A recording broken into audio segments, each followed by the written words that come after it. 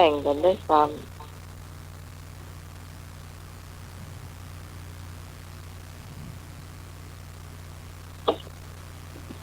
ต่อไปก็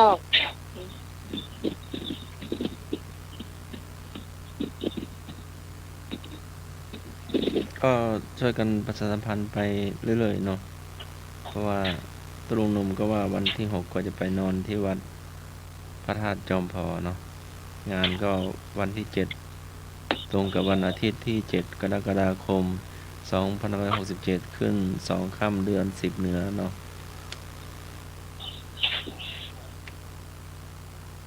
ก็เพื่อรักษาประเพณีวัฒนธรรมอันดีงามเนาะแล้วก็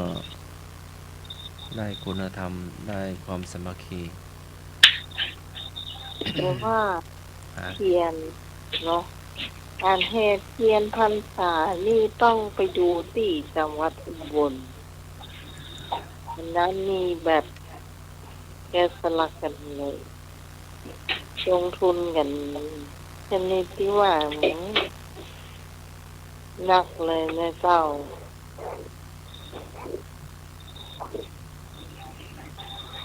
บ้านเฮานี่ก็เหมือนกันไหมแม้จะมีการแก้สลักให้มันก็ยังเหมือนเขาวัดเพิ่ง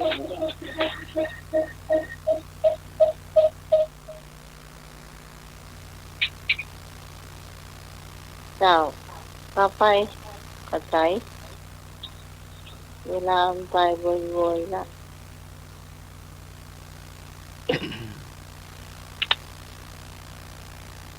แต่ว่าที่พระพุทธเจ้าที่นำหมายถามเนาะก็มีผู้เจ้าหลายองค์เนาะ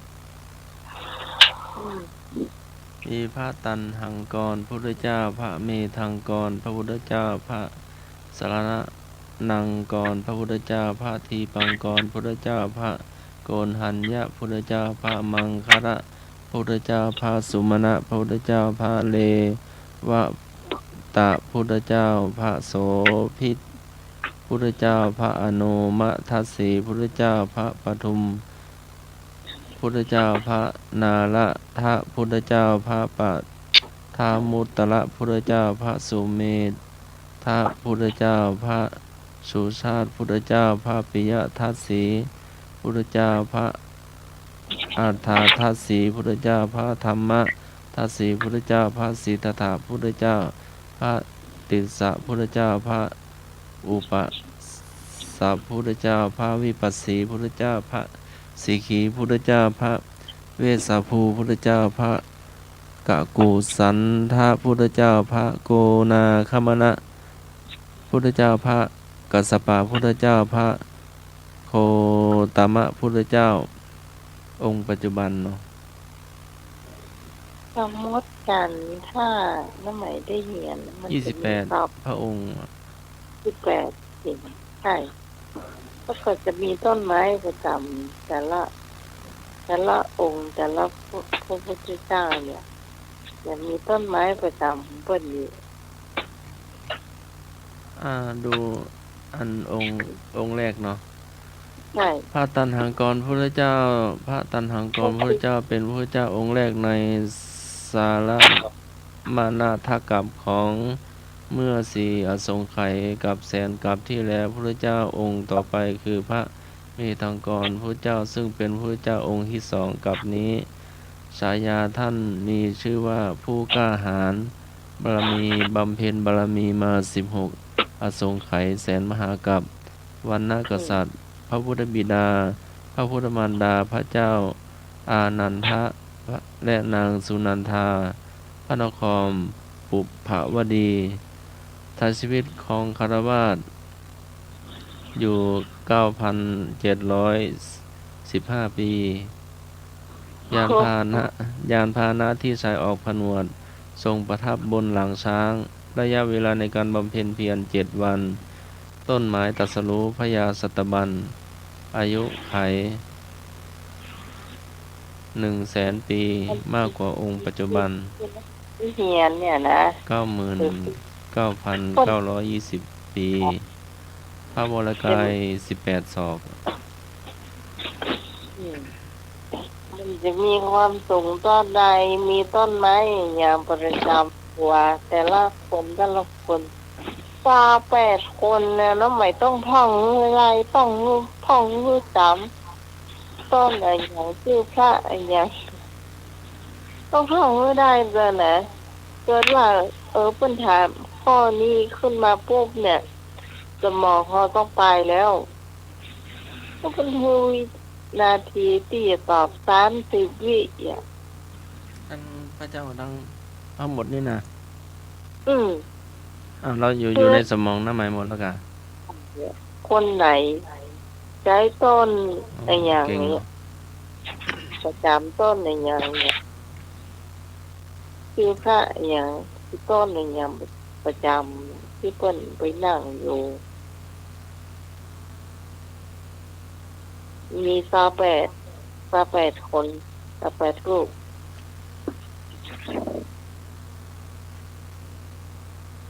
ก็ตรงกันเลย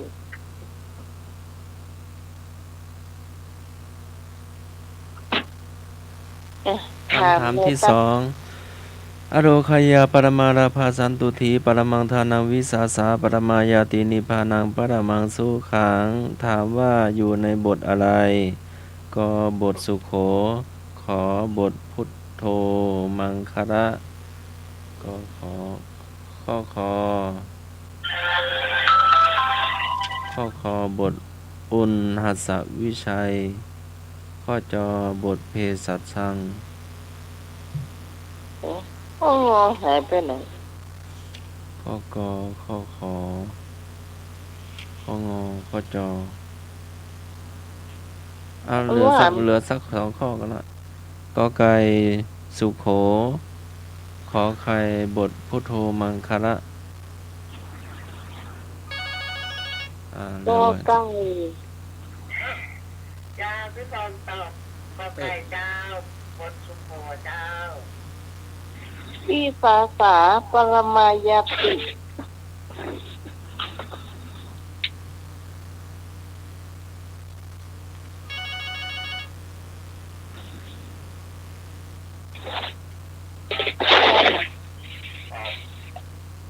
อันนี้เจ้า ครับผม วันนี้มีผู้ชายถึง2 คนเลยที่หอมเนาะขอบคุณเจ้านาคเจ้าได้คง300และไอ้ายบุญส่งเห็นฝาก500กันแต่พี่พรจดไว้แล้วเนาะคุณจำได้อยู่เนาะนามสกุลเมื่อก็บอกไปเรียบร้อยเนาะสวัสดีเจ้า จ้าพี่กรณ์ก้าวข้าวกอไก่จ้ะ นะกอไก่เนาะวิสาสาปรมายาติเนาะพิการเนาะ จ้าค่ะ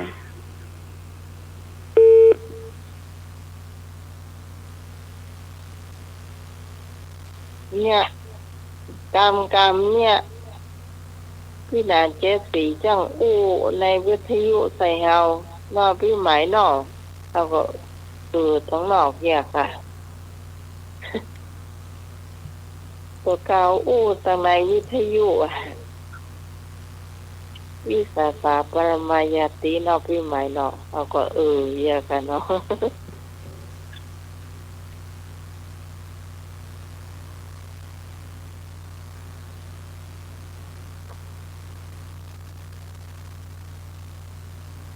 มีเทมกอที่จะตอบเจ้า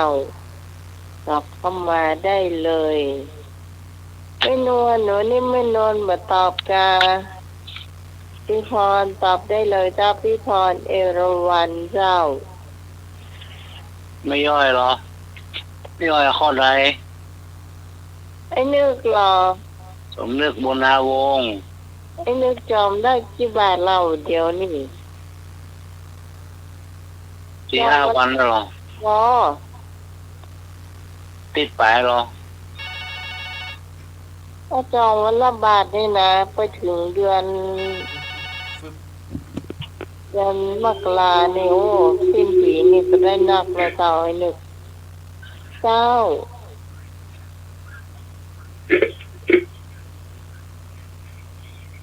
เจ้าอะไรเจ้า เจริญพรตอบเลยเนี่ย เจ้าเรื่องสมอ เจริญพร สวัสดีจ้าน้องไหมให้หน่วยจะได้ น้ำ เข้า เงิน อ๋อแม่นวลมาแล้ว พี่พรแล้วก็พี่ลงกมลจะได้เจ้าทำมาไทยเกียรติทุกคนเลยเนาะ เจ้า อ๋อสวัสดีประจังแม่สมบ้านสวนใจแน่เจ้าน้องไหมวันนี้ปาแม่สมเพิ่นบอกว่าฟังน้องไหมอยู่อีกแล้ว โอ้การขอบคุณขอบคุณ เจ้าแล้วลงตัวพระพรพี่พรนั่นนะเจ้า เจ้า ก็ไปนะเจ้า ก็ไปเนาะ เอาไปตั้งแม่ทีมเสร็จแล้วแม่ทีมก็ฟังอยู่นะเจ้า ครับ ดีกินตัวเจ้าเจ้า สวัสดีทุกท่านนะครับ ไม่สมตัวไม่พินตัว โอ้ เจ้า โอ้เป็นรายการเนาะบางคนบอกไม่ได้โทรเข้ามาเจ้าสวัสดีเจ้า น้องปอไก่เจ้าคนงามเจ้า ก็ไปโก้งเนาะ ก็ไก่เนาะ เจ้าต้องใจ แม่สุดวิสาสาปรมายาติเนาะนั่นหมาบ้านไผ่นั่น เอาก็ไก่นั่งว่า เนื้อ เจ้าไอ้เนื้อ ผมก็ไก่โกงกนะครับ ที่สาขาปรมาจารย์เนี่ยนะครับ ครับผมอันนะเราตัวอัน มาที่ไหนเฮา ครับ ไอ้เนื้อกระป๋องแป้งล่ะเจ้ากระป๋องแป้งล่ะ จำแล้วครับ เจ้ามาลำบาก รู้ ฮะ ตั้งหัวนะนึก เอาก็ ตั้งหัวไม่หัวอ่ะไม่หัวอ่ะเขาหลามอ่ะข้อจะดีอ่ะ ปรับปองแป้งกางงูแล้วก็แป้งที่สี่เหลี่ยมนะ เออ มันมีฝาปิดตัวลูก เจ้ากำเอาสตางค์ออกมันได้บุ๊บเนี่ยป่ะ บุกว่าเนี่ยเชือดบุกว่ามันนักก่อนคุณพี่สมัยบุกคุณดิบุกคุณเดือด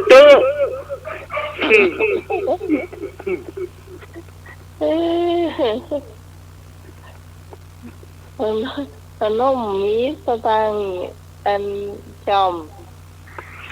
ผมชอบเอาเหรียญ5 เหรียญ5 เหรียญ10 โอ้อันก็ได้นักกะโอ้ทำมันมีตังไหนบ่สายดังคลุกงู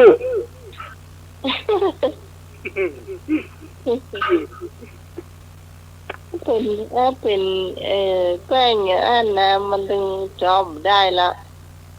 เช่นได้ห้อง มัน บุ๊บเป็ มัน น ให้ ตึก เหนียว จอบมาได้ เจ้าออกไปได้ แป้งสี่เหลี่ยมนะกางงู มันก็เต้นใหญ่โลไหนนึง มันตามนะบัดเจสูงมันกว้างบัดได้ เจ้า แล้วก็หลวงแล้วต้นนะนึก โอ้รับรองแกนะ นั่นต้นนะอ้าว เจ็บเต็มบัดได้สักทีหรอบัดเต็มง่ายๆเด้อ ต้นนะอ๋อมัดเอาดอกใส่ลงบนเนี่ยเอาลงหูหรอก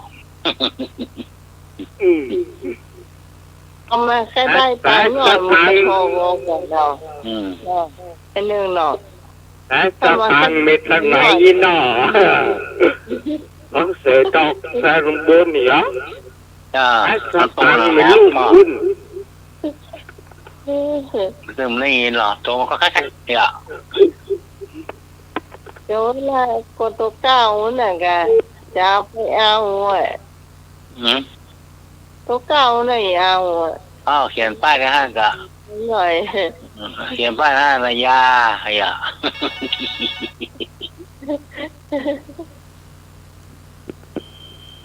เจ้า เห็นป้ายห้อยคอต้นโตนะย่าอ่ะโอ้ นมัสการครับ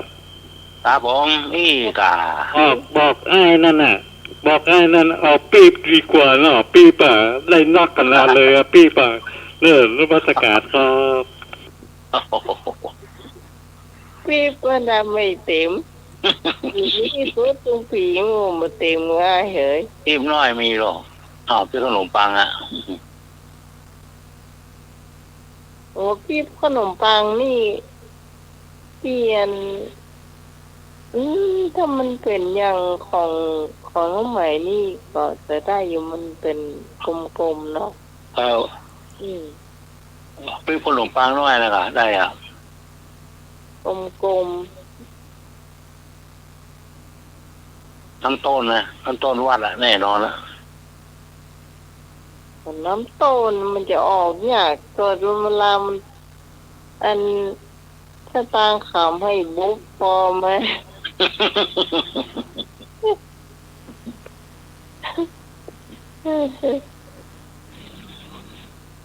แล้วนี่คอยาวอ่ะเกินมา ใช่ เฉลยแล้วค่ะจะหมดแล้วค่ะครับ มีผมก็ นี่ก็ครับขอใคร เฉลยอยู่ในบทสุโขบทในตอนที่สอง เขาแฝงวางลอยตามสมัครที่สาสะปรมายติเนี่ยคืออย่าง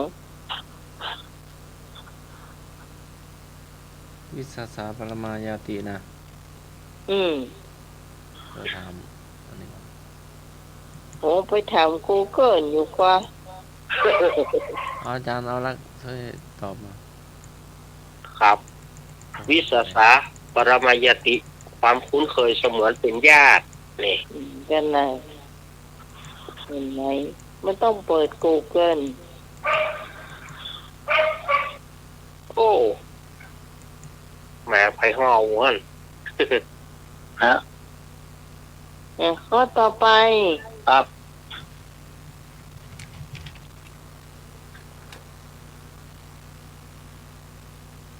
ข้อที่3ถูกใจกัน นี่เขียนอึ่งมา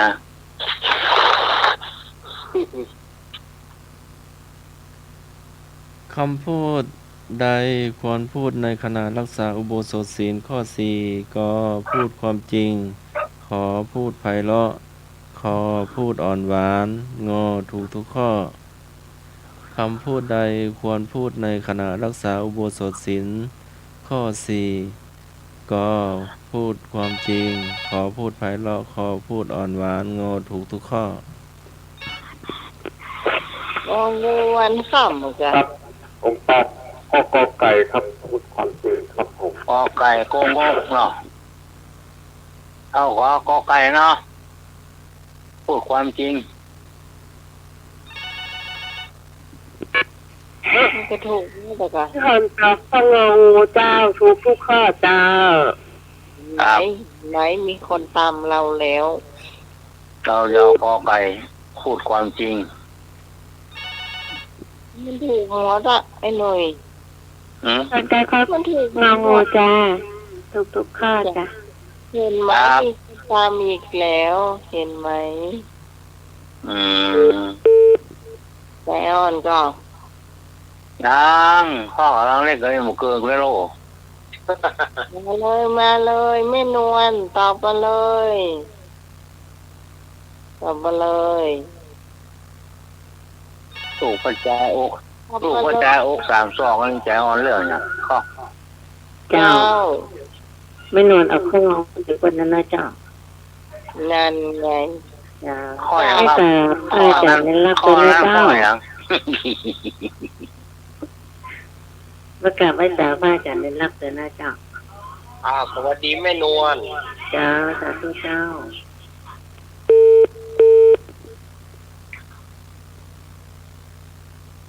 มันนอนมาแล้วข้อละ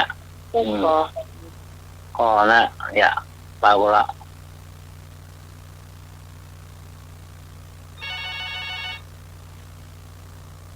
ครับผม นมัสการครับ ครับอีกอ่ะ คำตอบสุดท้ายคือ พูดเพราะๆครับไพเราะเพราะพริงครับน้อนมัสการครับ นะกูม่วนจาวัน อันนั้นข้ออย่างแต่สมัคร คอควายล่ะ ขอไฟอ่ะ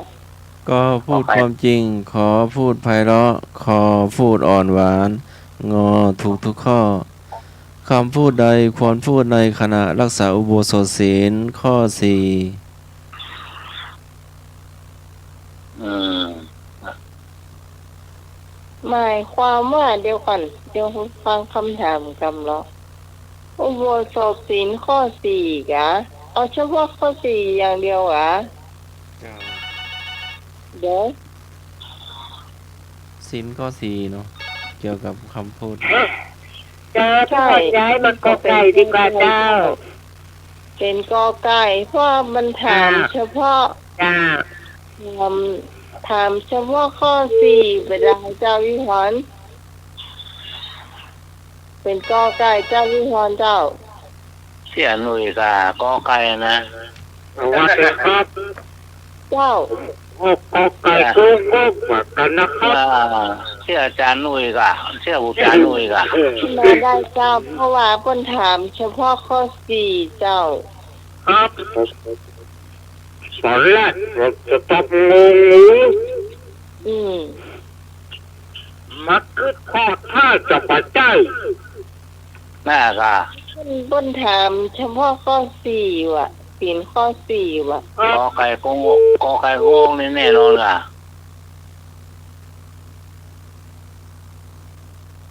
จากมูสามันก็ต้องเป็นสัจจะละเจ้าแม่นกอกอไก่สัจจะเมื่อ พูดความจริง ก็แม่นน่ะกะความจริงอ่ะ ห้ามโกหกอ่ะ สัจจะคือความจริงอ่ะ เดี๋ยวนี้อยู่ในโบสถ์อยู่ในนั่นกะ เอา เจ้า เอาตัวเปื่อนหน่อยกันเนาะ เจ้า นี่กะ เมื่อตา นี่กะ ย้ายเจ้าย้าย เสียกะ เอาตัวไอ้หน่อยอันลูกบลอดแต่กินข้าวลำก็เอาอ่ะ เนาะ เฮ้ทำหน้า มาหมดแล้วกะครับผม มีอยู่เจ้า เจ้า ไม่นอน ย้า ไม่ ย ยัง เนาะ หมดเจ้า ไม่นอนรถทุกคนตัวเนิ่ง ย้ายสมโนกวนมันนอนเนาะ เจ้าเอากอไก่เป็นปุ๊กนะเนิ่ง เจ้าอันนั้นตะกี้ไผ่ตอกเรามา ถ้า เจ้า มันไม่ได้ใจยาไข่แดงแล้วเนาะ เจ้าถ้าย้ายมาเป็นอย่างละ สวิตมาหัวละ เราไม่ได้ฟังคำถามเมื่อมันทวนทีเจ้าเพราะว่าเขาฟังดูแล้วมันน่าจะถูกทุกข้อ แต่ว่าเพิ่นย้ำว่าศีลข้อสี่เจ้าศีลข้อสี่บ่ได้ข้อเดียวบ่ได้เจ้า ห้ามพูดเท็จในห้ามนะห้ามพูดโกหกตรงหน้าพระอ่ะ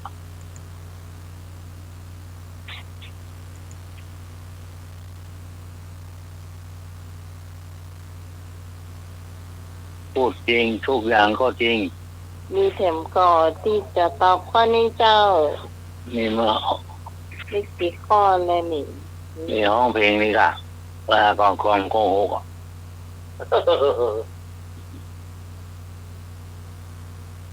ครับผมเอา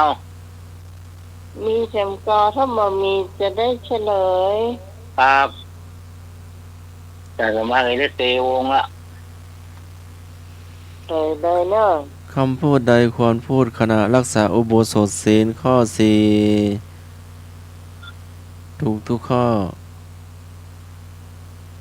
พูดความจริงก็ใจพูดไพเราะก็ใจพูดอ่อนหวานก็ได้ เอางูถูกหมดเหรอถูกหมดกะ ถูกหมดทุกข้อ หรือว่าจะดี มันก็แม่นหมอทำหมดนะครับ แม่นหมดพูดดีก็แม่นผู้วานก็แม่น ครับผ อ่อ ม นหวานก็แม่น แล้ว นั่นละ คนที่ย้ายมากอไก่นี่คิดหมดเนาะ แม่น โอ้ยาแผ่แดงเส้นไหวโคตรเหมือนกัน โอ้ ก็ไก่ก็งงงั้นนะ ดีย้ายงานนี้ ทุกข้อ แดงขายดี ง เนาะ งงั้นนะมาพิษทุกงั้นนะ ป้ากันนั่น ได้มาโต้ยป่านุยหมดนี่ เราอยู่เนี่ย โอ้ป่านุยได้ซื้อยาแผ่แดงก็เลิกป่านุยเลิก ครับตั้งแต่แห้งแสนตีนจะโตมาบ่ ก็มันเนาะ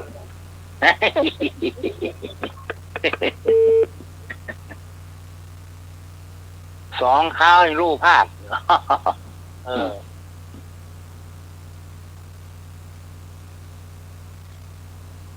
ปีเท้ายังรู้พลาดเนาะ อืม นักปราชญ์ยังรู้พลั้งเนาะก็ต่อไปข้อสุดท้ายเจ้าก็เดี๋ยว ครับ จะ ผม เป็นรักเป็นเล่านิทานว่านี่ อ๋อระว่าเล่นปิ้งคือไรเตะวกเต็มใจแท้ๆอ๋อ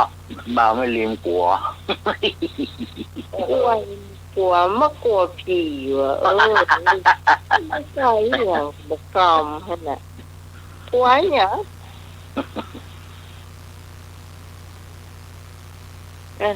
เข้าใจใช่ โอ้โห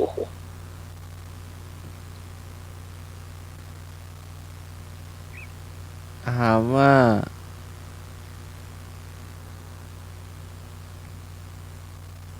หลักธรรมใดจัดอยู่ในเบญจธรรมก็เมตตา ขอกรุณา ขอขันติ งอสัจจะ หลักธรรมใดไม่จัดอยู่ในเบญจธรรมก็เมตตา ขอกรุณา ขอขันติ งอสัจจะ มาลงแล้วงองู เบนจะทำกะ เจ้า จะเป็นคันติอะเจ้าคันติอะเจ้าข้อไหน ครับผมตอบข้อควายครับผมไม่ใช่ครับผม ไอ้โหคอควาย คันติอยู่ข้อไหน ขันติอยู่ข้อไหนคอควาย อ๋อ คอควาย ข้อเนี่ยเอาข้อขันตินี่แหละข้อนั้นมันข้ออื่นแม่นหมดเลยเบนจะ เจ้าพี่พรก็เอาคอควายเจ้า ขันติเจ้า ครับคาราบาวแดงเนาะ อันนี้บอกพลาดเลยพงเนอะ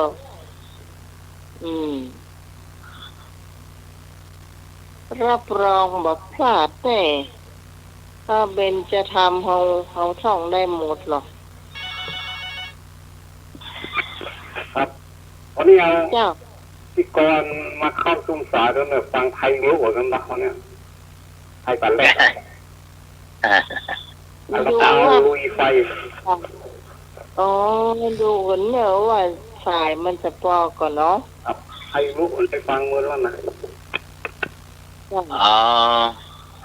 อ๋อ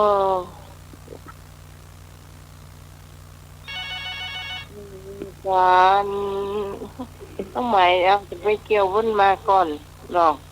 จ้าพี่กรณ์จ้าพี่กรณ์จะเอาเข้าคอควายจ้ะเมื่อกี้ไม่ได้ทาแผลแดงไปเขานะเพราะว่าพี่กรณ์มาย้ายเนอะให้หน่อยมันต้องซื้อเผื่อ ไอ้ยาลูกว่าเจ้าอกสามซองยอมรับโดยดี ไม่ใช่จะได้แบบต้องเสี่ยงก็ตังค์ถึงขวดยังไง อ๋อ ไอ้น้องใครได้ยินไทยรู้กะ ไทยรู้หรือไทยของหมู หรือว่าจะเอาไทยยอง ไอ้ปูมันเขาได้ยินเสียง วัน เอามาตัวเนอร์ว่ะ ชั่วโมงสุดท้ายเดี๋ยวน้องใหม่จะไปห้าพี่กรณ์มา เดี๋ยวเวลาหลับก่อนนะเพราะพรุ่งนี้จะไปต่อสู้กับคนกับงานอีก นั่นโอ้รับ ป้ามาหลับก็จะไปด้วย ไอ้พงใครได้ยินไทยรู้อ่ะ มาแล้วอยากเข้าใจหน่อยกะ ก้าวกับคุณจ้า ใจหน่อย อะไรเป็นเหลือเกินหักเนี่ย เครื่องที่น้องใหม่ทำโปรโมชั่นแต่เช้าเนาะ ครับ มีอยู่แล้วก็ ให้พวงมันก็ได้ยิน นะครับพี่ก่อนมาแล้วก็ค่อยให้สารสมัครมาเกี่ยวของน้องใหม่มันรอบแต่ไม่ใช่เครื่องนี้นะไม่ได้เปิดแต่เครื่องนั้นแหละ บอกเลยยังครับจะโดนมาแล้วกะ แล้วก็จะให้อันสำเนียนรักเหล่านิทานเนอะ ครับเอาเฉลย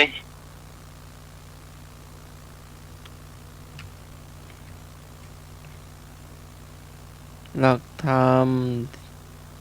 รมใดไม่จัดอยู่ในเบญจธรรม ขันติความอดทน เอาปฏิ ออกควายถูกต้องเลย ข้อก็ควายเหมือนกันนะครับ ครับโอ้ออกไปหรอ เฮ้ย เกือบจะมาตันนะ โคตรตึงบัดตัน ตันอยู่ ตันยู สันโยได้ละ ขอบคุณครับ ครับผมออกไว้เนาะเรียบร้อยละ เกือบจะไม่พูดจาหรอก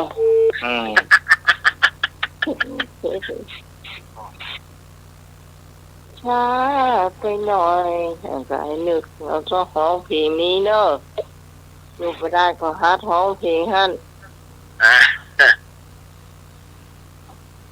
จะเลยไปเรียบร้อยแล้ว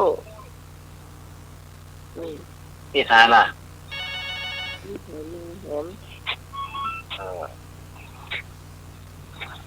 เจ้า ขอเฉลยแล้วกันเจ้า ครับ ว่าตอบได้อยู่แม่ ได้อยู่เนาะได้อยู่ครับได้อยู่ ไม่ ป้ามาเลย จ้ามอทายาไข่แดง ฮะ มอทายาไข่แดงสิจ้า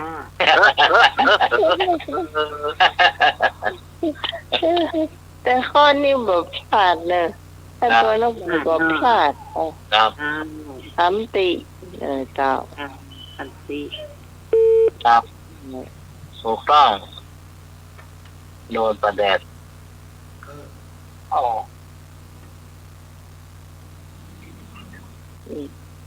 มันจันเอารักเจ้า ครับผมมาแล้วเรื่องนิทาน ช่วงของนิทานในวันนี้ ก็จะได้เล่าเนาะวันนี้จะเอาในเรื่องโคนปากคอนนะอันนี้เป็นเรื่องของโคนปากคอนเนอะ นี่ตั้งใจฟังได้คำว่าเป็นยังไง โคนปากคอนนี่มันมีอยู่เรื่องหนึ่ง มันมีแง่คนหนึ่งแง่คนนี้นี่ถ้าไปที่ไหนยุ่งขั้นการว่าไปที่ไหนการว่าแหมาเห่ามันแค่เขาเอ็กใส่แหมาเนาะมันก็หาว่าเปิ้นว่าของมันไปจะกินซีนไหมเปิ้นติ๊กๆจะไหมกำปากเปิ้นว่าเปิ้นด่าหาย่อ โอ้อย่างอี้ก็ยุ่งกันเนาะเขาก็เถียงมาตึมแปะเขาก็เลยเสี่ยงแก้ใหม่แก้สินใหม่ก็มันอยากขี้คันเป็นเรื่องเป็นราวการว่ามันไปหั่นไปนี่เนี่ยเขาตึงหนีมันนะลูกเขาตึงหนีละทีนี้ก็เรื่องราวเนี่ยมันก็ไปเข้า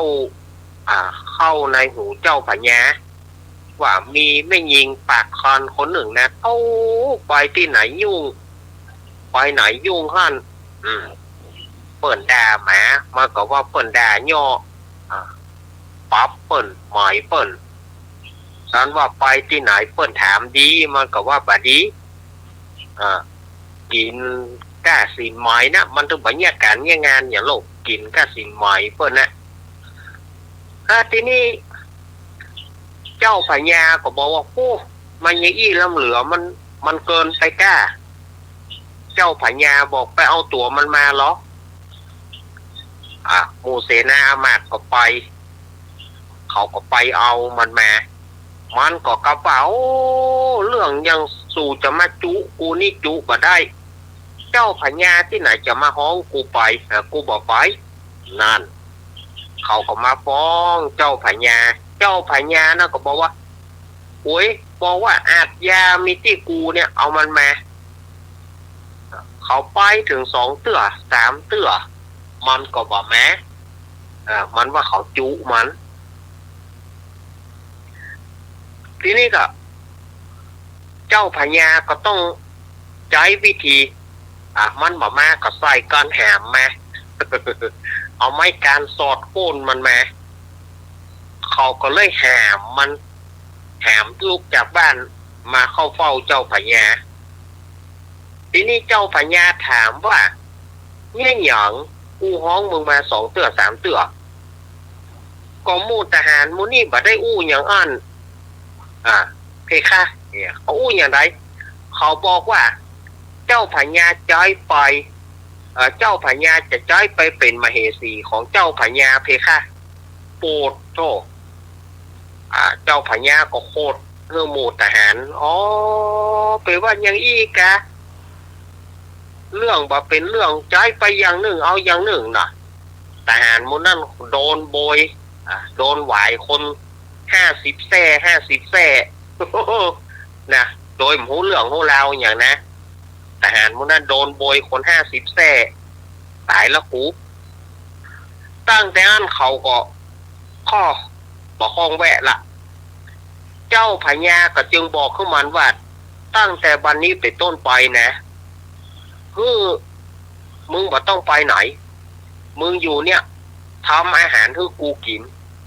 เป็นประจำตึงวันนะทำอาหารให้กูกินห้ามออกไปทางนอกถ้ามึงออกไปทางนอกมึงจังยุ่งบ่ต้องไปมันก็ทำหน้าที่เป็นแม่ครัวทำอาหารให้เจ้าพญากินเจ้าพญาเสวยทีนี้เจ้าพญานั่นน่ะกำนางคนนั้นแกงไอ้หยังฮื้อก็ว่าลำกินทุกอย่างเอาเข้าก็นางนั้นมันบ่มีอย่างลูกบ่มีอย่างก็เอาเก็บหมูเนี่ยนะเอาเก็บมาเอฟ เอาเก็บมาเอฟเอาฮื้อเจ้าพญาก็ยังว่าลำอยู่ให้หวังว่าเอฟบอลเนาะหลามบอลเนาะ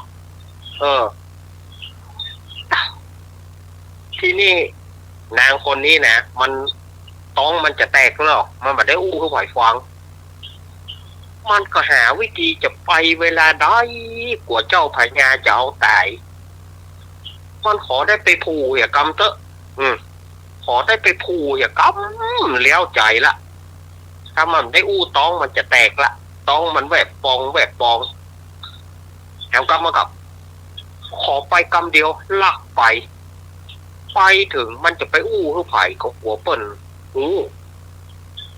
เหลียวไปเหลียวมาไปหันใส่ต้นไม้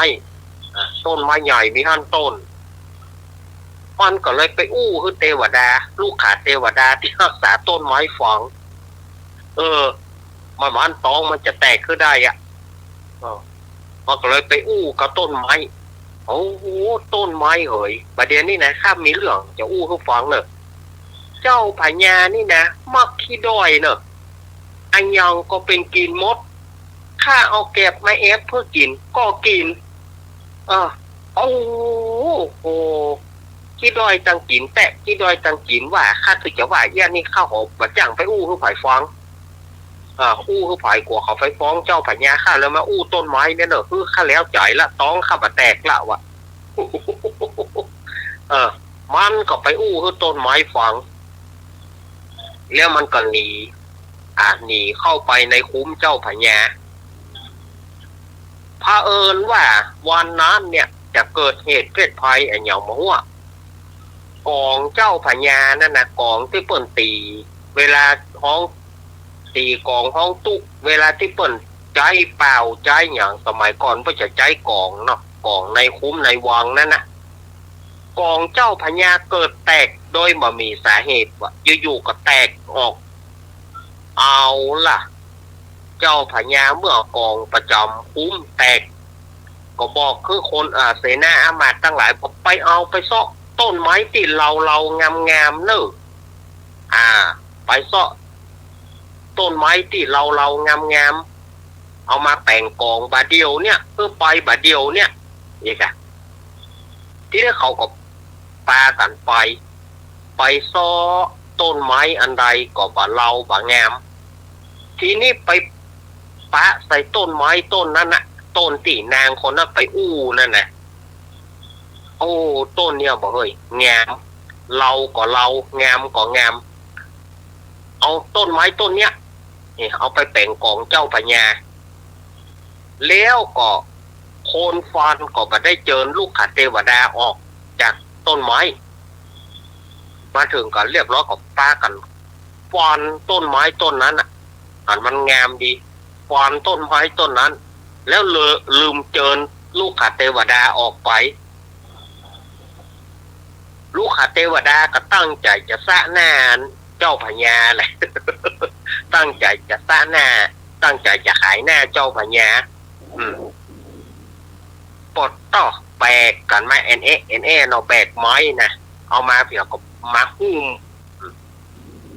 ฆ่างัวตวงลูกฆ่างัวตวงเพื่อเอาหนังมันนะเอาหนังมันหุ้มกองไม้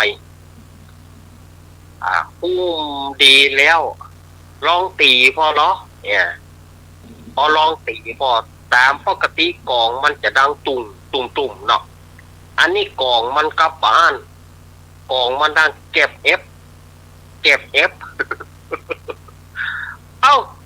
เจ้าพญาได้ฟังก็ป้าจ้อยแก่กองแห่อย่างนี้มันอย่าดังยันลองเตะใหม่แล้วเตะแล้วก็หุ้มใหม่เอามาเตะหุ้มแต่ใหม่ลองตีพ่อก็มาตีพ่อก็เก็บเอฟป้าจ้อยอย่างแล้วอะกองแกเนี่ยลองติดขี้จามันเหรอติดขี้จาเปิดพวงน้ำหนักมันเหรอเสียงมันใหญ่ด้วยเหรอเนี่ยนะติดขี้จาเนาะถ้าเพื่อจะแซงกองเพื่อจะติดขี้จามันเพื่อจะเอาเข้าแนะกับขี้เต่าเนาะแล้วก็ติดไปขี้จามันเนียงแปงวงที่เปิ้นแซงกองเขาก็เนียงขี้จาติดเสียงมันก็ซ้ำใหญ่แต่กรอบเอาป้ากองแกนี่บ่ได้เรื่องเลยยังได้บ่เดียวนี่จะต้องมีคนปากบ่ดีไปอู้คือลูกขาเทวดาแล้วบ่ได้เจอลูกขาเทวดาออกก็สอบถาม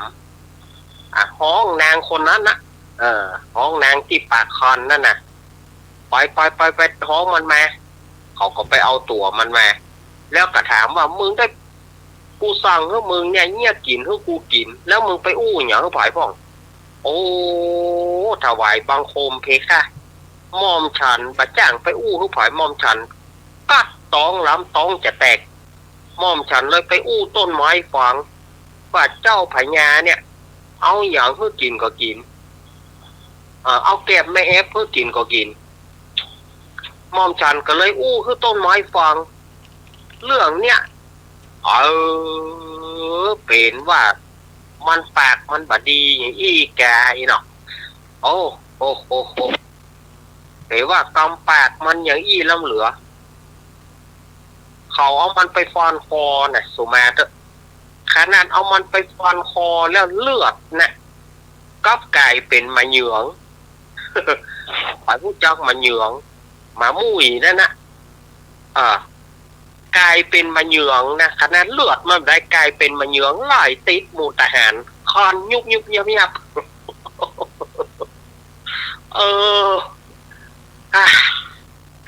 อันนี้เรื่องนี้มันจะแต้วเนอะ เปิดเล่ามาอาตมาก็เล่าไปอะเด้อมันจะมีกำมีก็มั่วเนอะอันเราเหลือนี่ขนาดเลือดมาได้ก็กลายเป็นมาเหยืองไหลติดหมู่ทหารคอนกันยุ่งเยี่ยมยุ่งแต่คนเฮานี่มันอย่าเพื่อว่าแต่นะคนสมัยตะก่อนเพื่อจะไปเอาไม้มาแป่งกองนะเพื่อนห้ามคนปากปดีไปหรอกđấy ไอ้ปากปดีเพิ่มจะคือไปตัวเราไปฟันไม้เอามาแป่งกองนี่นะครับในสมัยประเดียวนี่เขาไม่ได้ไปฟันละเขาสั่งเอาสั่งเอามาเขียนสั่งเอามาอย่างสมัยก่อนต้องไปหาไม้หรอหาไม้มาเขียนแต่งกองคนปากปดีก็จะบอกไป สมัยก่อน เลยเนาะ มันจะตักไปเลยเหรออย่างเพิ่งเนี่ยนะผายไข้หูเรามีคนขึ้นไปเอาเพิ่งลองก็เดี๋ยวไม่เล่นมาไล่นะว่าสื่อนั้นมันเล่นสื่อนั้นน่ะอันเนี้ยมันมีเรื่องเล่ากันมายี่เนาะอันนี้ก็เป็นกันแปลว่าเอาเป็นศรัทธาญาติโยมเฮาฟังแล้วเอาม่วนกันไปได้ฟังแล้วเอาม่วนกันไปได้เนอะมันต้องคิดอย่างนักเนาะต่อไปจากนี้เนาะนะพวกอาจารย์ก็ภาษาญี่ปุ่นแล้วก็คือเมื่อเบาอ่ะก็ข้านปากก็บอกกันไงหรอ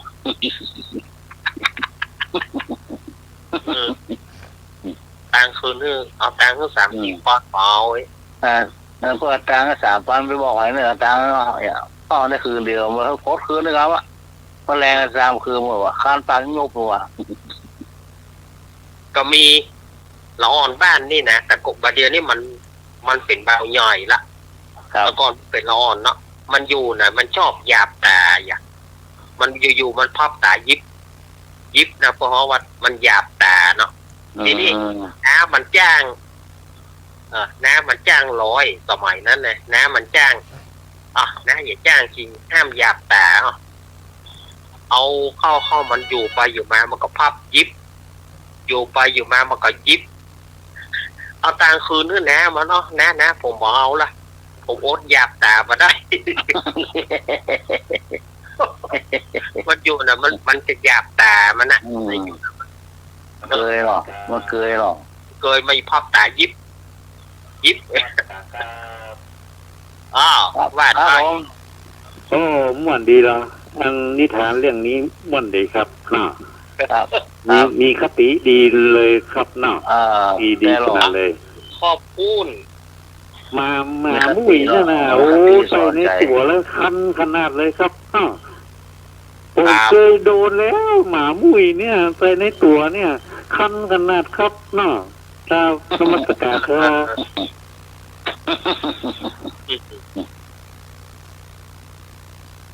มันหนักอย่างปะท้อ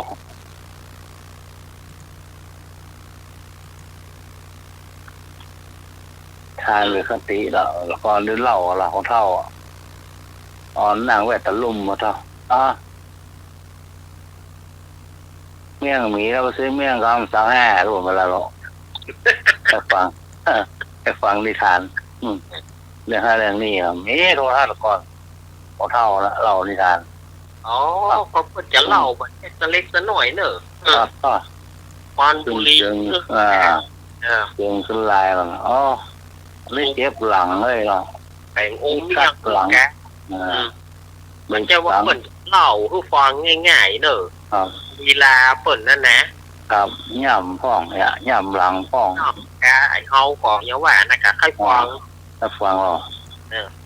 เอาแปงเมี่ยงคือป่อก่อนเมี่ยงมีไปซ้ออันปานบุรีคือกโอ้น้ำมีปะทอประมาอะไรเล่าได้ว่ะมันเป็นต้องหาลายที่จะจ้อยเฮาอยู่ดีจ้อยนั่นจะที่จะคุ้มค่าก่อนแล้วจะเล่าครบมรกาโตแล้วหรอจะว่ามาเล่าจะว่าอยู่ๆก็จะเล่านิทานให้หลอ่อนฟังง่ายๆจ้อย เรื่องห้ามเรื่องนี้หมดอย่าข้อแปลงเสียงง่ายเสียงน้อย เออส่วนไล่ โอ้ คนเสียดาย อ้าวเรื่องแวดเนอะของเรานั่งก้อมไม่อยากก็อารมณ์บ่นั่งลมแวดลม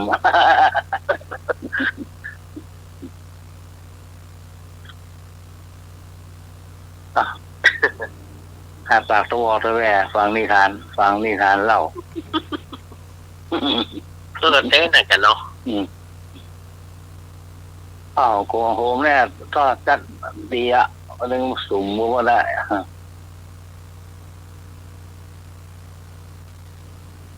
จำพ้องบีบอันบีบนี่พ้องเหรออยากปล่อยได้ฟังแล้วโอ้ก็ต้องมากับหมดเลยนะสอนด้วยหรอกสอนเลยมันเนี่ยเอออันนี้เหรอ แจ้งไปเอาบุหรี่แจ้งไปเอาตองที่ไหนพอตองกล้วยแห้ง ครับ เอามาปาด ต่อตองบุหรี่มันตาลหรอเอาตองกล้วยแห้ง พวกเราก็แห้งแล้วเนาะ เอาตองกล้วยแห้ง โอมน้ำผู้เดี๋ยวยุ่งยำหมดอ่ะอยาก ไปซ่อบุหรี่เฮือกำไปซ่อตองเฮือกำเหมือนไปเอาตองที่ไหนกล้วยแห้งเนี่ยแต่หยอกหมด ตองกล้วยแห้งตองกล้วยจ่ายพายเนี่ยหยอกพวกมัน บุรีในยาตากฟ้าหรอกว่าท่อ โอ้ บุรียาเมืองฝางหรอกท่อยาตากฟ้าเมืองฝางดังเนี่ย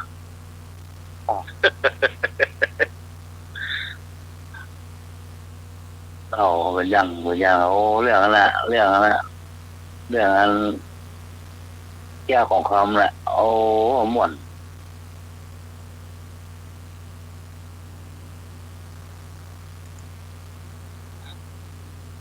นายของคำละหม่วนตอนนี้ครับ ก่อนพอถึงเราหรอเรามีเรื่องเราคือลูกคือหลาน เล่าก่อนหลับกันเนาะ ครับเราก่อนรับนะ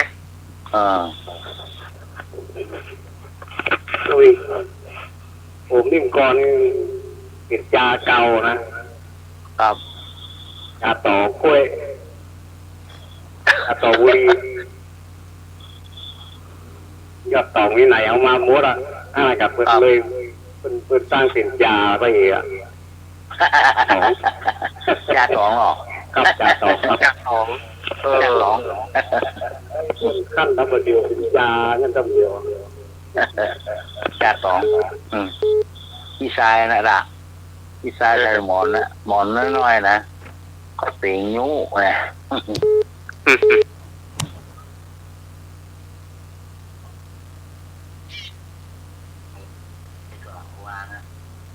การสมัครเกี่ยวเบอร์ของน้ำไหมเบอร์062-279-3956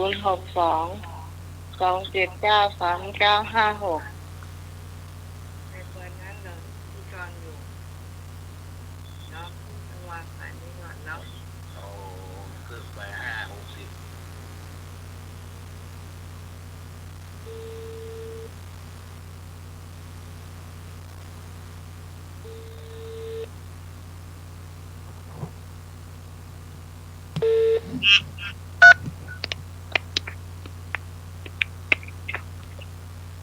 ได้ยังได้แล้วไหนโอเค ล้างน้ำต้นล้างถ้วยโตบาทต้อง ใช่แล้วเดี๋ยวไปกันนี่ละพี่พรอาจารย์สมมาภาพพี่พรเนี่ย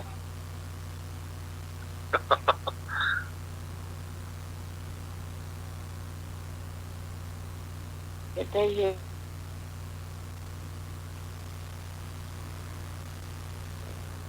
ตอนนี้ก็ติดต่อพี่ปอน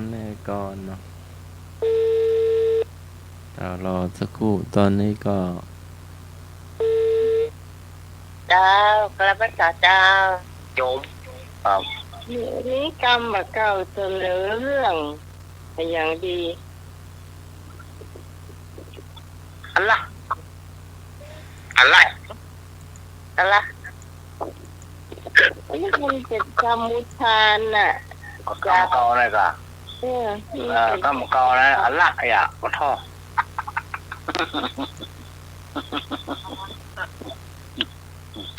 เราพี่ ก็เดี๋ยวครับผมเข้าจังนะอัลละเนี่ยอะไรอย่าก็ท่อ เดี๋ยวให้จัก ฮะ แล้วให้งูจักก่อน อัลละเนี่ย ว่าให้งูจักนะไปข้องป่ามันหน้าบ้านไอ้หนูยังค่ะ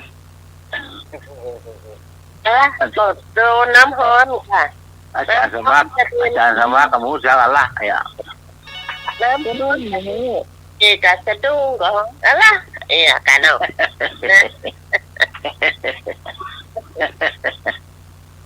นี่กาเป็นแม่มโหแน่นอน นมัสการครับ ครับ อัลละแปลว่าเนี่ยกะ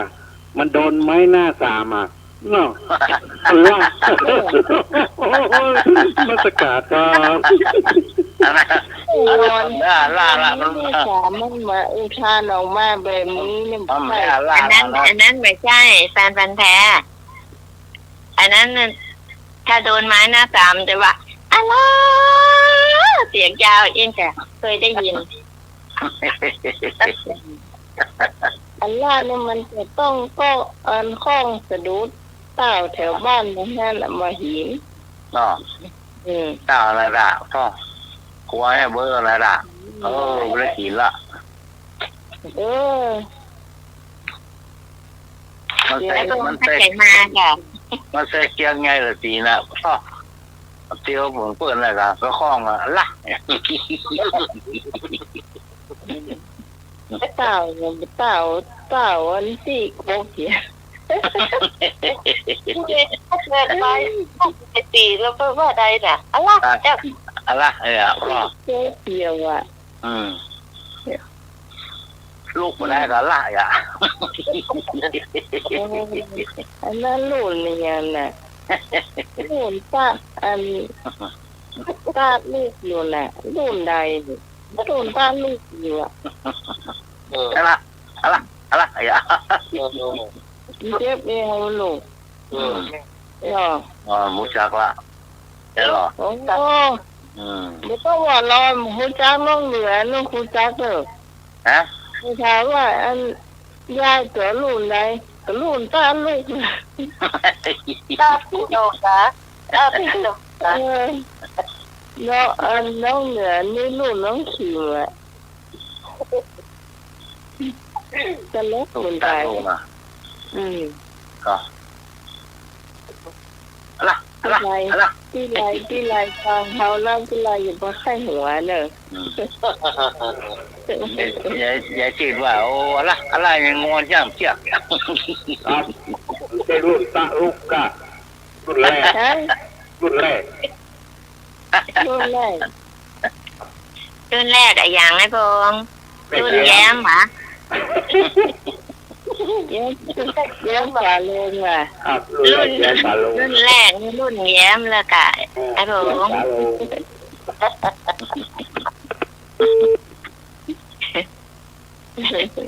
ไอ้หน่วย ครับ ไปเล่าขวัญไม่ชื่นนักเนอเพิ่งฟังอยู่นะครับ ไม่ชื่อหรือว่าลูกอะไรยังงอย่ำเปียกอ่ะ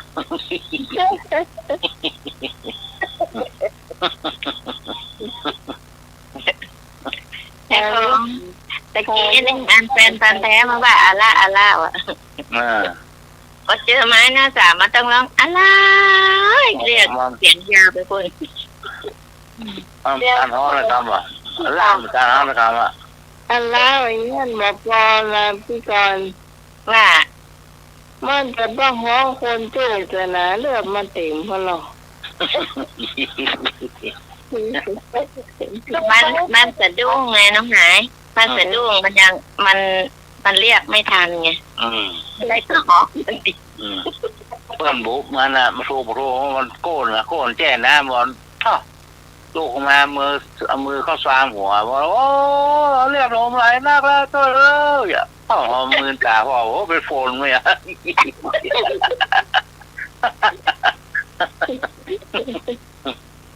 เนี่ยเมื่อตันพ่อมันโวยวายเลยอ่ะ เพราะมันที่หัวปูมันนะโดนบ๊อบเตะบนอย่างหัวแจ้น้ำแบบถ้าฝนจะตกแล้วไหมอ่ะมือหนูมันตามันเหมือนว่ามือสางว่าแล้วเลือดออกแล้วเลือดหุยขึ้นทันทีกัน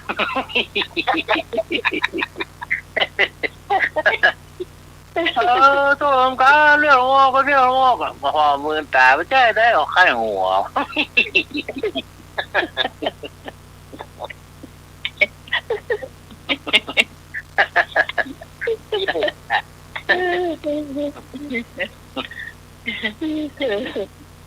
อาจารย์สมัครไข้หัวอยู่คนเดียวอาจารย์ใช่หรอโคตรตายมือหมูมือตาพุ่นบุ๊บโคลโคลเซลงแจ้น้ำฝนตกแล้วไหม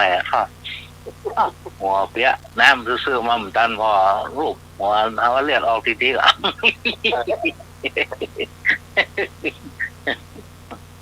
อาจารย์สมัครฟังรู้เรื่องไหม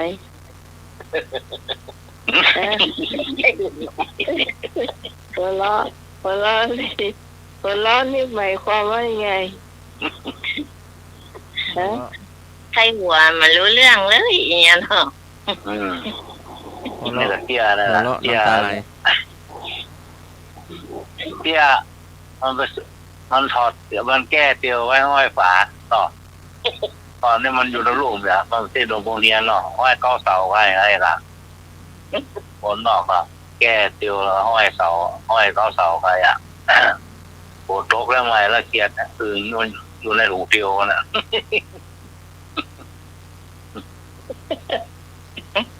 ขอใจไปซื้อเมียงเดียวก็ซื้อหัวกับหม้อเจ้าโอ้พ่อเป็นเจ้าสร้างแล้วเป็นอึ่งเอามันอยู่ในถุงเดียวมันเนาะเอาห้ามาตัวห้าบอก5 บาทหรอก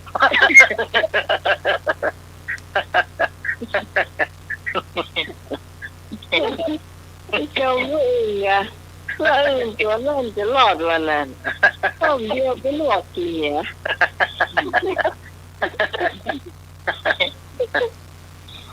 มาแรงบอก5 บาทหรอ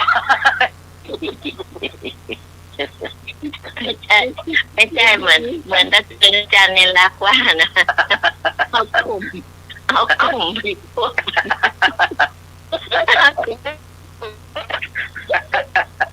เอากลุ่มพวกพี่โกงอ่ะเจ้าเอากลุ่มไปควบผิดโปงเอาหน้าไปจู้หน่อยเนี่ยกลัวเป็นว่ามาถอดหน้ากากออกก็เลยกลัวเอากันไดขึ้นทางปีนเห็น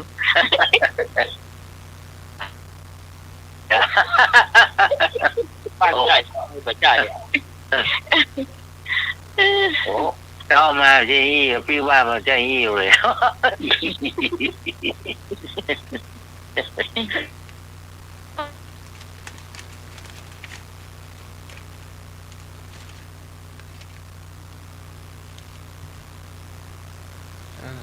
รุดไปไหม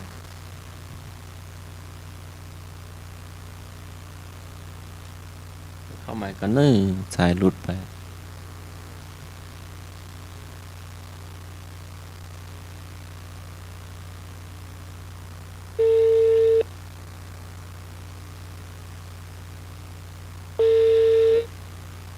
จ้า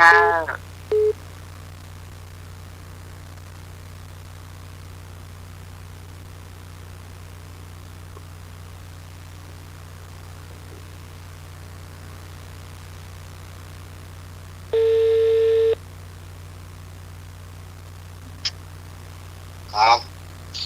ครับสายจ้า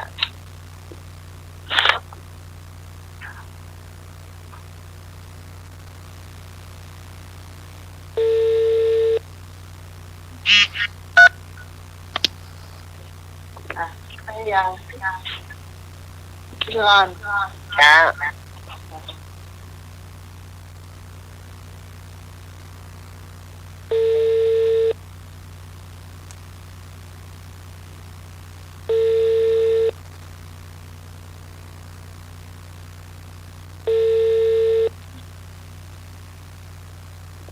อบอบ ใครหัวหมดทุกคนเลยอะสายเลนรถได้หัวแดงก็ได้ ทั้งตู้แห้งหมดได้นะคะแม่ไม่ได้ว่าน้ำหนักได้มีน้ำหนักเขียดีน้ำหมาเป็นมาแท้มาอยู่กู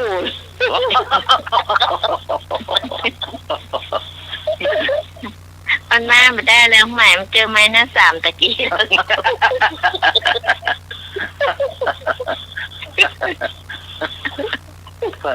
ลาบเลยยังมาหน้าสามปูปนมึงไม่ได้ฮอกเลยล่ะ เอาเป็นมาแท้มาอยู่ใจหนูแหมนี่ยุ่งเลย เพิ่งละได้2-3 ยังไม้หน้าสามหัวพละ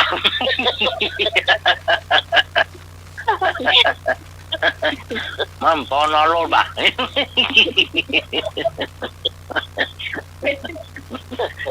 อันนี้เที่ยเนาะเที่ย เที่ย มีเล่าไปเนาะ ครับ ตอนนี้ว่ามันมีเที่ย พระเศร้ามีก็เที่ย มันไม่ได้ใส่หัวนะกะ ใช่ช่วยก็ได้หรอ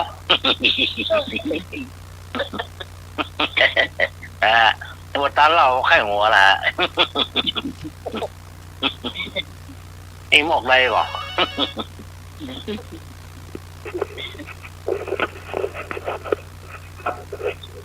วันเสาร์ก็เล่าอันนี้ ฮะ วันเสาร์ก็เล่า หมอก มันเป็นพวกเนี่ย กล้องเนอะกล้องฟังดีๆเนอะนี่นะครับ อันนี้ยองคนยองต่างคนต่างหูกันมันไปปะกันกรุง ต้อง เทพ ผ่าน มัน ฟังดีๆเนอะยองป้นยองอ่ะ ยองคนยองมันไปเจอกันที่กรุงเทพอ่ะคนพ้นมันก็เป็นยองแล้วก็คนที่โดนพ้นก็เป็นยองมันหูหรอกว่าไอ้นั่นพ้นมันนะไอ้ยองแล้วมันเป็นยองมันไปอยู่เงี้ยยศนี่คือการพ้นเนี่ยยกมือขึ้นอย่ากระดุกกระดิกหายใจผมได้กะได้เลยอยู่เป็นที่มาที่ไปกับยองพ้นยองครับผม ไอ้วงไม่เอาแบบตู้ลุงทองอ่ะยุดเนี่ยอ่ะไอ้หน่วยต่อยุดมีเงินมีทองเท่าใดเอามาให้หมดนี่คือการโอนอีอ่ะ ไอ้พวกการบอลละ ตู้ลุงทองเนี่ย โอ้ยพูดปานปอมปีกบ้านล่ะ คนเมืองไปปล้นคนไทยเหรอ นะไอ้ ที่ ทอง ตึงทองก็มี อันนั้นน่ะ นี่คือการปล้นมีเงินต่อใดเอามาให้เสี่ยงเนี่ย ตู้ลุงทองอู้ตลกจะแต่อาจจะนึกว่าจะยุดมีเงินเท่าไหร่เอามาหมดนี่ค่ะยุดมีเงินเท่าไหร่เอามาให้หมด ก็ลุงทองเพิ่นเป็นคนที่มีเอกลักษณ์ของเพิ่นอ่ะเวลาเพิ่นอู้นะเพิ่นไข้หวยก็ล่ออย่าเฮาไข้หัวเราอุ้มได้ละไม่กล้าไข้หัวอย่างเดียวจ้ะไม่เป็นเรื่องหัว อ้าวเดี๋ยวพี่เข้ามาแล้วอาจารย์สมัครหายไปไหนอาจารย์หมื่นหูแล้วนะอาจารย์คืออาจารย์ รู้ ไหน ก็เพราะว่าเหมือนหูอ่ะ อยู่ เหมือนหูไม่รู้ตาก่อนเหมือนหูเนี่ยนะ ผู้ได้ทราบไปนี่อยู่เนาะตรงประวัติเทระเนาะพระเทระพระครูไปกรุงเทพเนาะ วันไหน พรุ่งนี้เนาะพรุ่งนี้เช้า มีเราเที่ยวอยู่ 17 18 19จันทร์อังคารพุธ1ไปส่งประวัติพระเทระพระครูเนาะ จันทร์อังคารพุธ เจ้า ไม่ไปกี่โมง ก็ไปสักตีห้ามั้ง ตีห้าพรุ่งนี้เหรอ เจ้า อ้าว อืม แล้วทำ เดี๋ยว ไม่ ดูเวลาก่อน เออ อืม ได้หลายทีเลย สัก15 นาทีพอเนาะ ท่านหลวงพ่อเลขาจังหวัดกับทีมเลขาเนาะทีมพระอาจารย์ผู้ช่วย อ๋อตัวลูกเจ้าหรอ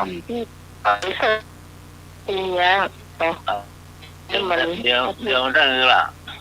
5:15ละ โอ้ อืมอย่าออกมาไอ้เลิกมา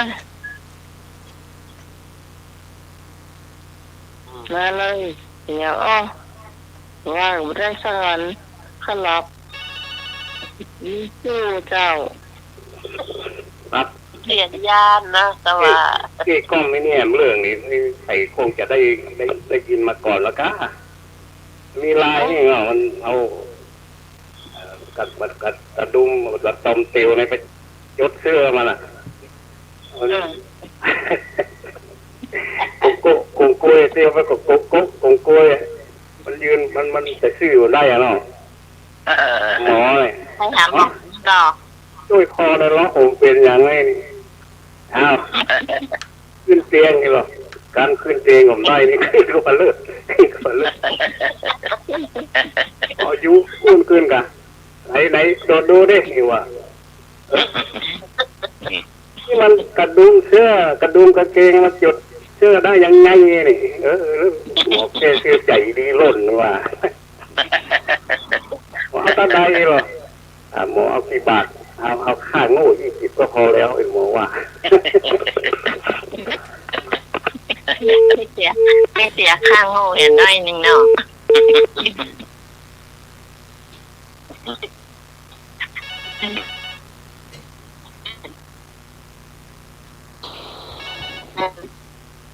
หรอ เนี่ย องค์ประธานมาเลยสักวันนะครับ เจ้าร อเรือนำหน้าจอจานตามหลังมีอยู่5 คำรอเรือนำหน้าจอจานตามหลังมีอยู่5 คำ ตาสะดำลิ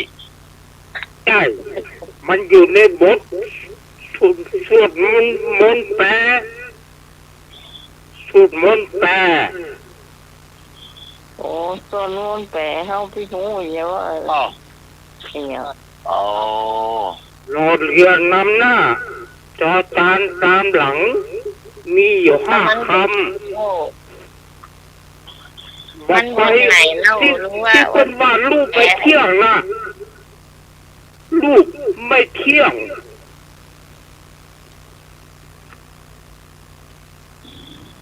เดี๋ยว ที่เป็นบอกนะว่าลูกไม่เที่ยง มันเลยเที่ยงไปกัน ไม่ใช่ว่าเที่ยงไม่เที่ยงก็คืออายุไม่ยืนอะไรนะ ก็จะบอกว่าสังขารไม่เที่ยงนี่จ้า ครับ รูป นามารูปังอนิจจังรูปไม่ใช่ตัวตน ถูกต้องแล้วครับลูกบางอันนี้จังลูกไม่เที่ยง อันนี้จังเกี่ยง รูป ลูกจังอันนี้จัง อันนี้จัง ลูกไม่เที่ยง อันนี้จัง ครับลูกไม่เที่ยง อ๋อ รูปจะ รูปมันสัญญา นี่เนาะ สังขารนิยาม ฝนตกใส่เนาะ ลูกจังอันนี้จังลูกไม่เที่ยง ใช่อันนี้จังนั่นแหละ อืม รูปไม่เที่ยง ลูก แต่ว่า เที่ย รู ง ปเที่ยงก็ไม่ใช่จ้ะรูปไม่เที่ยง มันเที่ยงเขาเที่ยงน้องสาว ไงจะไปเที่ยวได้ไงก็เดี๋ยวมันก็เที่ยวย่างเที่ยวแล้วมันก็ เดียวก็ว่าวหัวก็งอกไอเรื่องก็แบบนี้ล่ะกะแต่บุคลาทำไมอ่ะเนาะ อ๋อกุศลธรรมะอย่าว่าดีลูกกุศลธรรมะเนี่ยเจ้าดีนะดีนะก็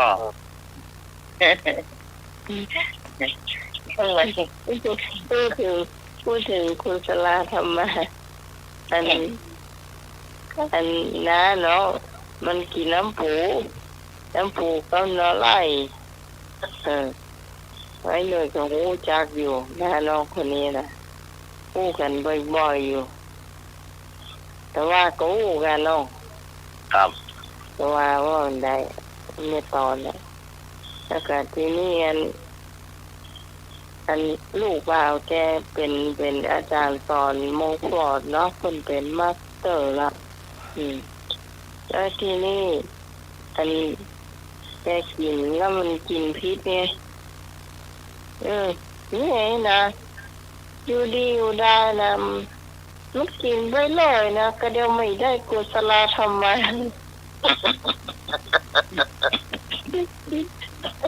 โอ้บ้านนี่มันแจ้งกูตายแล้วเนี่ยใช่เลย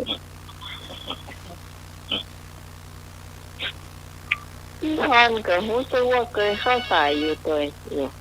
นะน้องใช่เพียงใหญ่กว่าโรงอะไรใหญ่กว่าโรงใหญ่กว่าล่องนี่นะ ปราสาท ยังไม่ใช่ครับใหญ่ใหญ่กว่าโรงง่ายปลาโลง ได้ยินแต่เล็กกว่าลุงใหญ่กว่าลุงไม่เคยได้ยินไงพง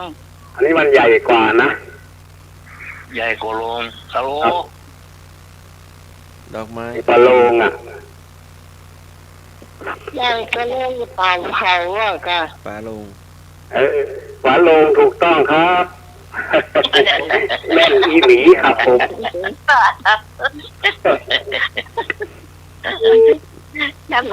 ถ้ามันมาปิดมันจะลุกขึ้นมาเนาะก็เลยต้องปิด คงใครเลือดล่ำเหลือเนาะฮะ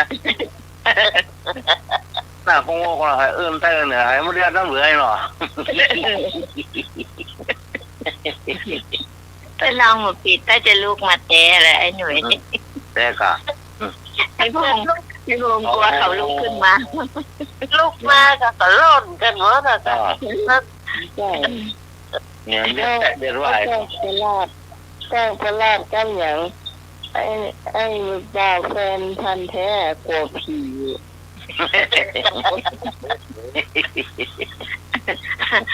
กลัวผีโพง โอ้ยไม่กล้าที่จะเข้าอยู่หมู่ห้อยเลยไม่หมดกลัวเลย ไอ้พวกเล็กพวกนี้เองอ่ะ โอ้ยมันจะได้ยังโอ้เพิ่งเจอเพิ่งมาได้เนื้อนะ ถ้าติมพอไม่กลัว บ้าผีไม่โลดล่าเฮามันน่ะ เพราะว่าผมเนี่ยกลัวเลยอยู่ประตูห้องประตูบ้านผมน่ะมีทุกวันกลางวันก็มีกลางวันก็หลอกกลางคืนก็หลอก อ๋อ นี่อยู่ประตูบ้านนั่นน่ะที่สี่เนี่ยนะสี่โจโอยสีสี่รอบ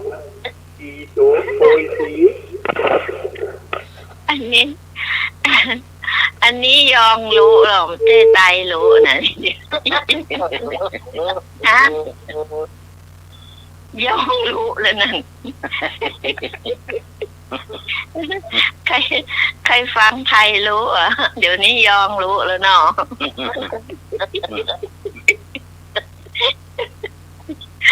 โอ้ยังไม่การเพิ่นเหรอยังไม่การเขาเหรอยังไม่ว่าพี่อ่ะเขาเฮ้ยโง่ไปแบบเกินว่ะ ก็ได้นักเนาะอันนี้ตู้ลุงทองก็ว่าเหมือนกัน นับมาเป้าแข่งกันละการนั่นตะปูนเนอะตะปูนรวยอ่ะ แก่การแก่ ยังไม่เนื่องแกนต่อแกน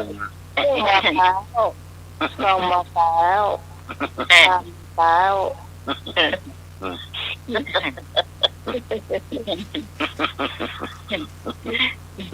ไม่ใช่เหมือนคนใต้อะ นับตัวอย่างนับตัวสิ้นก็ได้รู้แล้วมองเนฟซี่แล้วอ่ะ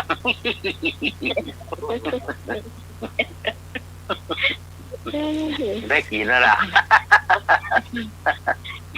ไอ้หนุ่ยลองพูดแบบคนใต้เลย ไม่เคยหัวดีเลย สองแกงสามแกงสี่แกงนี่เนาะใต้เนาะสิบรับสิบนี่เนาะ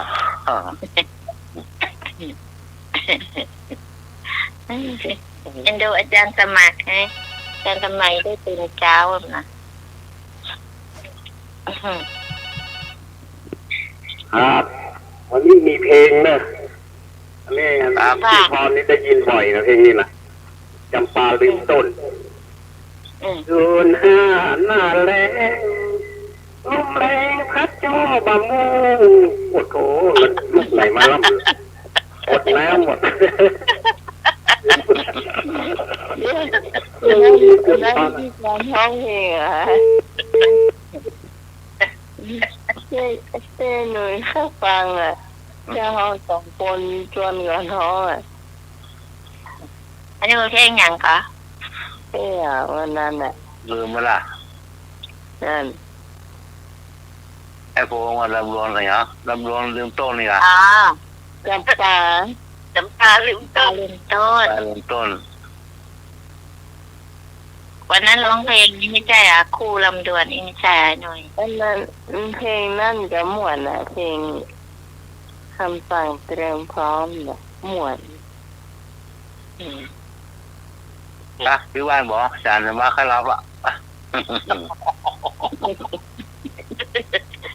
อยู่กลางควงเศร้าอ่ะ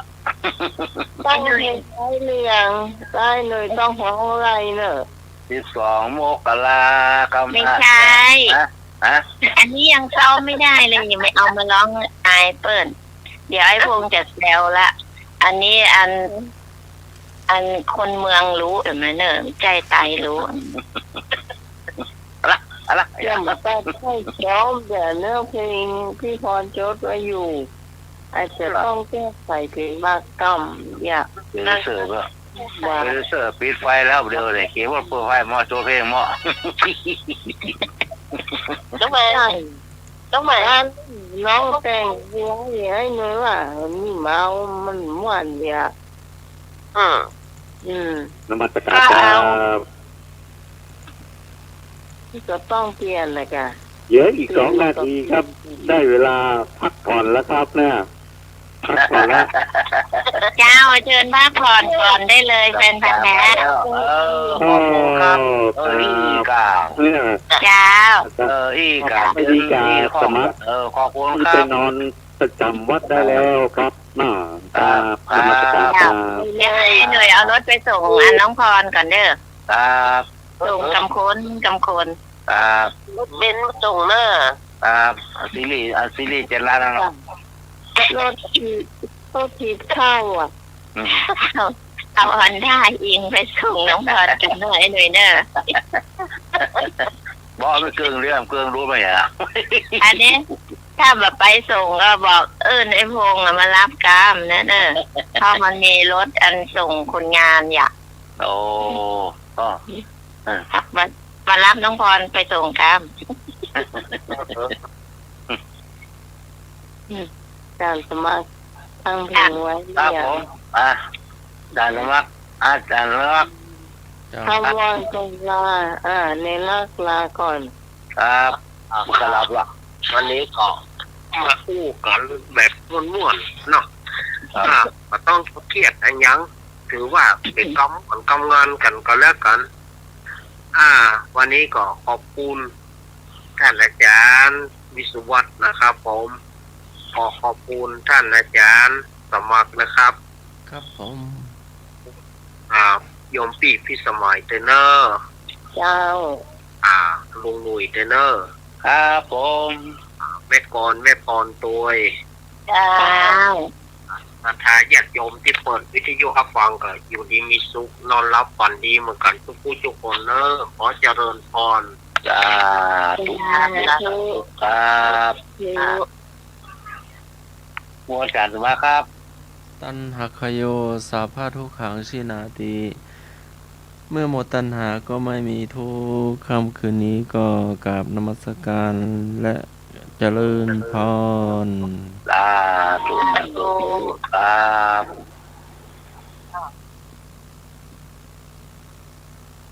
สำหรับวันนี้ก็ต้องขอบคุณคุณผู้ฟังทุกเสียงทุกสาย